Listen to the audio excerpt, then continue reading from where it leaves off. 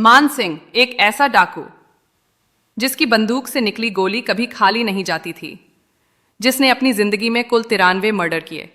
जी हां, 93। कहते हैं जब वो अपने गैंग के साथ किसी गांव में घुसता था तो रात के 12 बजे हर घर का दरवाजा बंद हो जाता था। बच्चे रोना छोड़कर सांस रोक लेते थे और औरतें अपनी चूड़ियां उतारकर भगवान के सामने रख देती थीं। कहानी की शुरुआत होती है 1922 में, जब मानसिंह का जन्म धौलपुर जिले के कुंवरपुर गांव में हुआ। वो बचपन से ही बेहद जिद्दी और गुस्सैल था।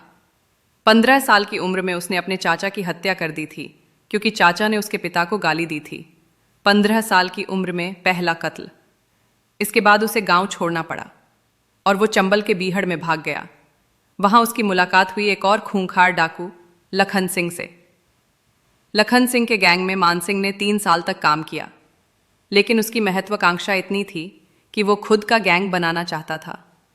1940 में 18 साल की उम्र में मानसिंह ने लखन सिंह की हत्या कर दी और खुद सरदार बन गया। 18 साल की उम्र में दूसरा कत्ल, और फिर शुरू हुआ उसका खून, लूट और खौफ का खेल।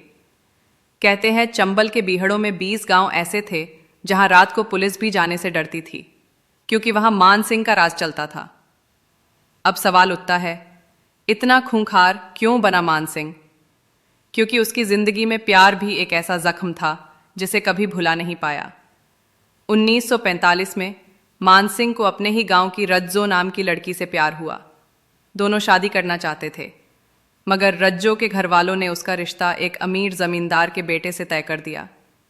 जब शादी का दिन आया तो मान सिंह ने शादी वाले दिन बारात पर हमला कर दिया। 23 लोग मारे गए। जी हां, 23।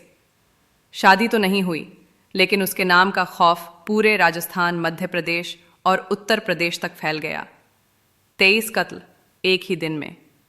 इसके बाद तो पुलिस ने उसे पकड़ने के लिए 3000 सिपाहियों की टुकड़ी भेजी, मगर बीहड़ के रास्ते और मानसिंह की चालाकी के आगे पुलिस हार गई। 1950 से 1960 के बीच उसने 57 मर्डर और 200 लूट की वारदातें की। उसकी सबसे चर्चित वारदात थी धौलपुर खजाना कांड, जहां उसने सिर्फ 16 मिनट में निकल गया।